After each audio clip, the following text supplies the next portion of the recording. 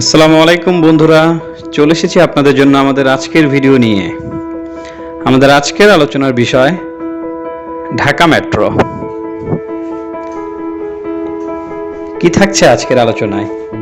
আজকের আলোচনায় থাকছে ঢাকা মেট্রো রেল কখন উদ্বোধন করা হয়, ঢাকা মেট্রো রেলের অনুমোদন কখন দেওয়া হয়, ঢাকা মেট্রো রেল প্রকল্পের নির্মাণ ব্যয় কত ধরা হয়েছে, ডিজাইন ও নির্মাণকারী প্রতিষ্ঠানের নাম কি, প্রথম কোন স্থানে মেট্রো রেলের কাজ শুরু হয়, ঢাকা মেট্রো রেলের রুট ম্যাপ। এছাড়াও থাকছে সরকারি চাকরির জন্য প্রয়োজনীয় অনেক তথ্য।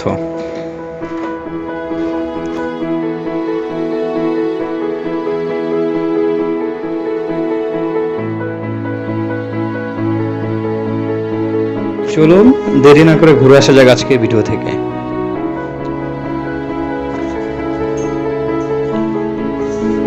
প্রকল্পের নাম ও সাধারণ জিজ্ঞাসা।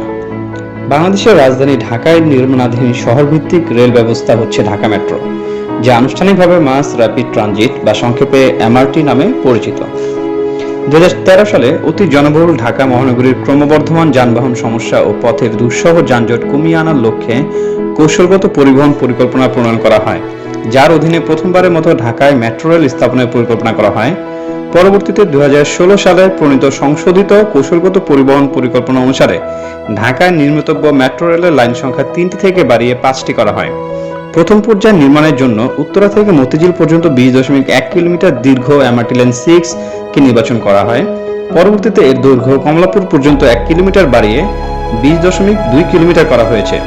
2016 সালের 26 জুন উদ্বোধনী অনুষ্ঠানের মাধ্যমে এমআরটি লাইন 6 এর নির্মাণ কাজ শুরু হয়। এমআরটি 6 এর স্টেশন ও উড়ালপথ নির্মাণের আনুষ্ঠানিক সূচনা হয় 2017 সালের 2 আগস্ট। এদিন উত্তরা থেকে আগারগাঁও পর্যন্ত 12 কিলোমিটারের উড়ালপথ ও স্টেশনের নির্মাণ কাজ শুরু হয়।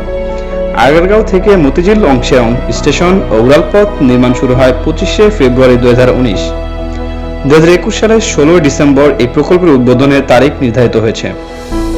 এই প্রকল্পের মোট ব্যয় ধরা হয় 21,985 কোটি 59 লাখ টাকা।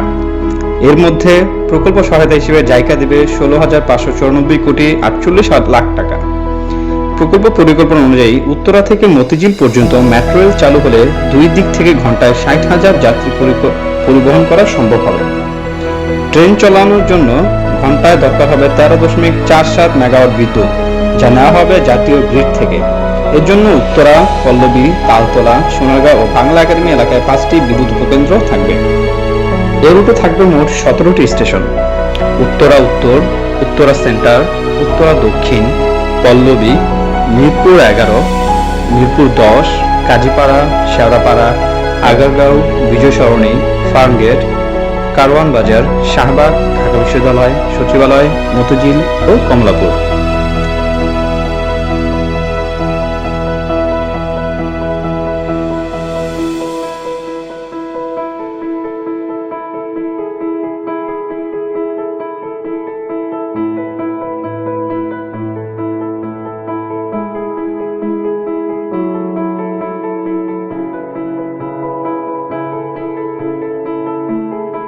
এবার আসুন এমআরটি 1 এবং এমআরটি 5 নিয়ে আলোচনা করা যাক।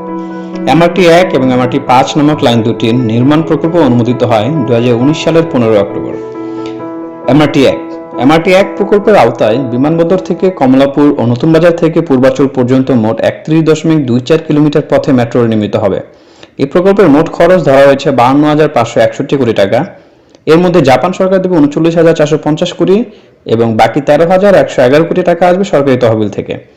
এমআরটি 1 প্রকল্পে বিমানবন্দর থেকে কমলাপুর পর্যন্ত 16.21 কিলোমিটার হবে পাতাল পথে এবং কুড়িল থেকে পূর্বাচল ডিপো পর্যন্ত 11.36 কিলোমিটার হবে উড়াল পথে। নতুন বাজার থেকে কুড়িল পর্যন্ত 3.65 কিলোমিটার আন্ডারগ্রাউন্ড ট্রানজিশন লাইন সহ 31.24 কিলোমিটার রেল লাইন নির্মাণ করা হবে। এই মেট্রো রেলে 12টি স্টেশন থাকবে মাটির নিচে এবং 17টি উড়াল সেতুর উপরে।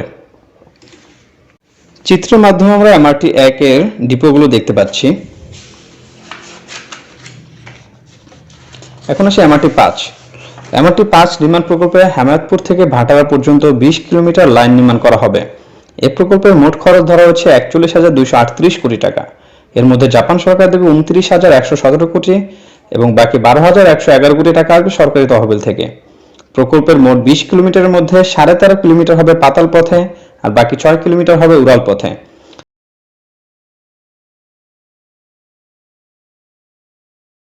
মেট্রো রুটে মোট 14টি স্টেশন হবে, যার মধ্যে 9টি হবে পাতাল পথে আর 5টি হবে উড়াল পথে। এখন চিত্রের মাধ্যমে আমরা এমআরটি 5 এর নর্দার্ন রুটের স্টেশনগুলো দেখতে পাচ্ছি এবং সাউদার্ন রুটের স্টেশনগুলো আমরা চিত্রের মাধ্যমে দেখতে পাচ্ছি। এই ছিল আমাদের আজকের ভিডিওতে। আমাদের ভিডিওটি যদি আপনাদের ভালো লেগে থাকে এবং উপকৃত হয়ে থাকেন তাহলে অবশ্যই লাইক, কমেন্ট এবং শেয়ার করতে ভুলবেন না। আর পরবর্তীতে এই ধরনের আরও তথ্যমূলক ভিডিও পেতে অবশ্যই সাবস্ক্রাইব করুন এবং বেল আইকনে ক্লিক করুন। ধন্যবাদ।